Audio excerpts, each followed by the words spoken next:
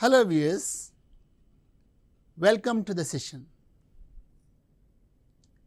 Language plays a vital role in our life. Really, we identify ourselves with language. We cannot imagine even a moment without language. We use different languages and different dialects for communication. And some people say that even birds and animals also have language. Today, the question is, what is language? Do animals and birds have language? And what do we do with language? So, what is language? Language is a means of communication. Communication is transfer of information. And we exchange our thoughts, our feelings, ideas, or opinions with others using language. And language is a code. There must be a sender and a receiver. And language is presented in oral as well as written mode. And language is both natural or man-made. A computer language is an example of man-made language. But here, as far as our session is concerned, we are limited to natural or human language. And language is verbal as well as non-verbal. What do we mean by non-verbal language? A good example is a sigh or a cry or a shriek and our voice modulation. It is part of our communication. So, how can we define a human language, and how is human language different from that of animals and birds? Animals also have language, birds also have language, but do we really call them languages? A defined language has certain features. Let us see them. And animals have a communication system which is in restricted mode. What do animals do? They generate a set of sounds and even they go for modulation. It doesn't mean that they have language. You can say the ducks only quack and the cats mew. But they can't produce other sounds, they can't use other languages. And in non-linguistic communication, we use gestures, sighs and short cries, etc. And even our body language also conveys some message. But here at this point, what do we mean by human language and what are the characteristics of human language? Here they are. These are the features of human language. Duality of structure, creativity and productivity, interchangeability, cultural transmission, displacement, specialization, arbitrariness, redundancy, discreteness and reflexiveness.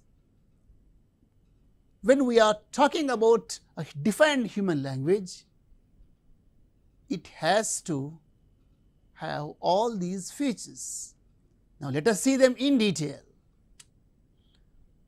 Duality of structure means there is two levels of patterning in human language.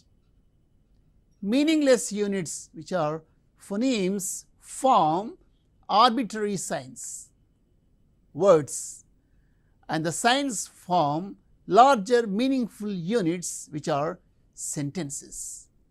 So, the structure is observed at two levels. Number one, smaller units like phonemes, they constitute larger units, words, and words constitute sentences. And even you can go further. Phonemes or letters, they make words, and words make phrases, and phrases make sentences, and sentences make texts.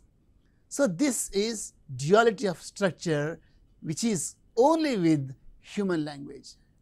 Neither the languages of animals nor the languages of birds have this feature. And this is one example. We have discrete items S, P, O, T. With this, we can go for combinations like spot, stop, pots, and opts. Similarly, we have words the earth is round. With this, we can make a larger one which is a sentence, the earth is round, as well as is the earth round. The second one is creativity and productivity. We cannot count the number of utterances in any language. We cannot say how many words are there or how many sentences are there in a language. It is impossible, because language is quite creative. And human language is very open-ended, and we can say things that have never said before, including lies and imaginary expressions. And it is the ability to produce new sentences that are instant and understood by the others. And similarly, we can extend a sentence. So, creativity refers to the ability to produce n number of sentences, and productivity, you can extend a sentence to the maximum extent. You can further elongate. So, we know very well about adding lines. This is the house that Jack built. This is the room in the house that Jack built. In this way, we can further extend a sentence. The other one is interchangeability. It means all members and all human beings here in this context, both male or female, can use the same language. There is no difference in the language used by men or women. We use the same language. But in case of animals and birds, bee dance, it is done only by foragers, and bird song is performed only by male birds. But as far as human language is concerned, language is interchangeable. And other one is cultural transmission. Frankly speaking, our culture is reflected by our language, and it is a convention. The way we use language, the variety of language we practice, it is culturally influenced, and language is transformed from generation to generation, and it is flexible. If we see old movies, you can see the language which was used in old movies is different from the language that we use today. And language always includes new utterances or new expressions. If we go back to a decade, we don't know much about WhatsApp or ShareChat, but now everyone knows.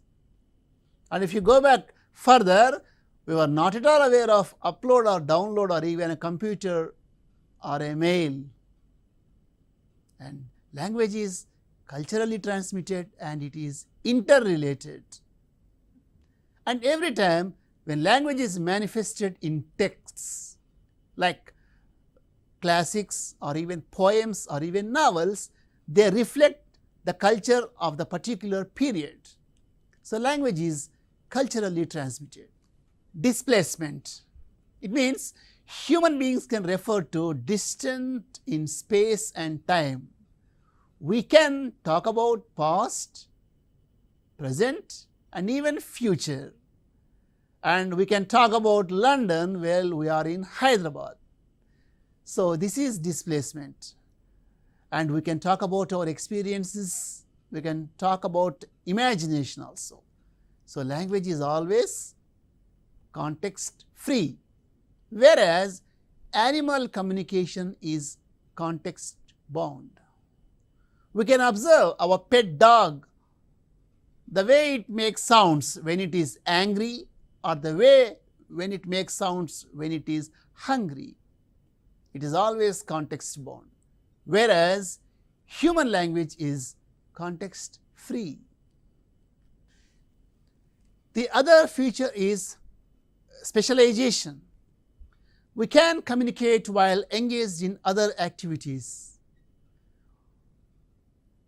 We can do more than one activity at the same time. While working in the kitchen, you can listen to the music. There need not be a total physical involvement in the act of communication. So we know sometimes while playing cricket, the player keeps on talking while doing fielding. This is also an example for specialization. And next one is arbitrariness. There is no inherent connection between a written word and its reference. The relationship between words and their meanings is totally arbitrary. For example, if I show you a pen and if I ask you the question, what is a pen? Everyone responds in the same way, it is a pen. But if I ask you, why is it a pen? You cannot say. Because language is arbitrary. Sometimes one word may refer to more than one. For example, you can say mouse. Mouse can be an animal, at the same time mouse can be the computer peripheral. So language is arbitrary. And the other one is redundancy, which means two linguistic markers are used for one expression. If I say a question, is he coming? It is a question or an expression. It is marked by two issues. One is the fronting of the verb. You can see, is he coming? Here the verb is comes first and it ends with a question mark. So the fronting of the verb and the question mark, they both refer to one expression. In oral mode, the fronting of the verb and the rising tone, since it is a polarity question or yes no type question, we use the rising tone. We can say, is he coming? So the verb is in the beginning as well as the rising tone. So in oral communication, if somebody says he is coming, it is also understood as a question. But grammatically it will not stand. So is he coming is a good one, both in oral mode as well as in written mode. And it has two features, the fronting of the verb as well as the question mark or the rising tone. It is the feature called redundancy. And the next one is discreteness. So human languages are made of small units that constitute larger units. So human languages have phonemes, syllables, morphemes, words, sentences, etc. These units are isolate as well as repeatable. So pa, a and t. The same elements are found in words pat, apt and tap. Similarly, the letters A, T, C, they are found in words like cat and act. So this is discreteness. And last one is reflexiveness. It is the ability to use the communication system to discuss the system itself. We are all much aware of grammar books. So what do grammar books do? grammar books give us the explicit information of language, and there we use language to describe or to talk about language itself, which is called meta language. So, dear viewers, so far we have come across the different features of human language. No animal language or bird language has these features. So, all these features are applicable to a defined human language. And the next question is, what do we do with language? And what is the function of language? Primarily speaking, the purpose of language is to communicate. So, language is used to communicate information and to direct the actions of others, to perform actions. So, sometimes we use language and you perform the same. Okay, I am placing your pen on the table. At the same time, we place the pen on the table. I am getting you some tea. We go into the kitchen and come out with a cup of tea. So, performative actions. And to find about the world and to organize thoughts and to explain language, which is called meta language or reflexiveness, we have just discussed. So, these are the functions and use of language. And competence and performance. When we come to language, these two words are very important: competence and performance. What do we mean by competence or linguistic competence? Competence refers to the ability of knowledge. If I have competence in language, means I am aware of the language, I am aware of its system, I am aware of the system of pronunciation, I am aware of the system of syntax, I am aware of its morphology, I am aware of its semantics and pragmatics. I know all about that. On the other side of the coin, performance means the ability to use language in context. So, what we know is competence. The knowledge of grammar and other rules refers to competence, whereas performance means how we use the language in actual contexts. What are the factors that affect language learning? The first thing is, language is human phenomenon. Our speech organs contribute to the production of language. So, if there is any disorders, our language production may not be so good. It could be cognitive development and the growth of speech organs. Sometimes people, they stammer. It's a disability which is related to physical factors, and the other one is social factors, status in the society and family is also. And very important in language teaching is psychological factors. You must have seen in the classroom that only few children come out to communicate. Most of the children, generally they don't come out. What is the reason? They might have been scared of language use. They might fear that the teacher may scold them if they do something wrong. So, fear is one of the psychological factors, and sometimes some children show much more interest in language games or in speeches. So, they show interest and there are some inhibitions. They know something, but they may not come out because of fear. Oh, I think this is correct, but I don't know whether teacher agrees to me or not. These are the inhibitions, and sometimes risk. Some people believe, okay, why should I take the risk? If there is anything wrong, I will be blamed. Why should I do that? So, these are all psychological factors which always remain as barriers in language learning. So, in the classroom, we should try ourselves best to minimize these psychological factors that are negative. We should encourage our children to come out with language at their disposal. If somebody says, I know a language, What do you know about a language? I can communicate in a language. So, if you speak in terms of linguistics, if somebody says knowing a language means the person should know about the sound patterns, phonetics and phonology, how the sounds of the language are constituted, and how larger units are made, and how voice modulation takes place, and word patterns, how words are made, the root, the stem, affixation, compounding and all. And sometimes we can make some comparison. The suffixes and prefixes are different in languages, and sometimes they will be totally changed.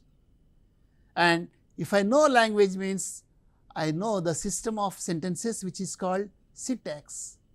Syntax tells us about the organization of smaller units in utterances. We all know that in a common English sentence, generally it begins with the subject and verb is in the second position. So, English is considered as V2 language. But if we take Telugu or Indian languages, they are V3 languages. Means generally in a normal Telugu utterance, the verb is in the third position. So, it is V3 language. There are some languages that are V1 like Scandinavian languages where verb is in the first position. So, if someone knows a language means the person should know about syntax or words, how words are arranged and how a statement is different from a question and how clauses or sentences are used to make larger ones like compound or complex sentences and how sentences make larger units like paragraphs and even text.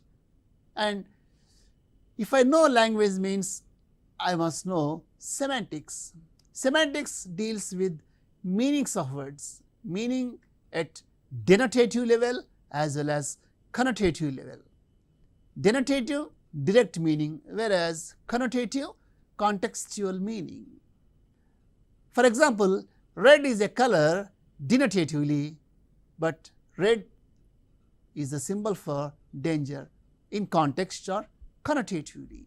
So, if I know a language means I must know the words and their meanings in denotative context as well as connotative context.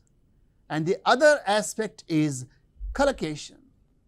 If I know language means how words are associated with other words. We all know expressions like strong tea, and what is the opposite for that? Weak tea. We cannot say light tea, weak tea. And you can take a decision or make a decision. You can take a course or you can take an exam, but we say write an exam, which is wrong in terms of semantics. You can take an exam, you can write a letter, you can write a paragraph, but you can take an exam. If I know language means I must know its discourse patterns, which is pragmatics, formal and informal language, and we know high language and low language, and in Telugu we call it Grandhika Vyavaharika. And if I know a language means I must know the pragmatics, which means I should know about the language which has to be used in different contexts, in different situations. In this session, we have attempted to define language and we have attempted to show the difference between human language and the language of birds and animals, and we have identified language as a means of communication that has defined features, and linguistic competence is different from communicative competence or performance.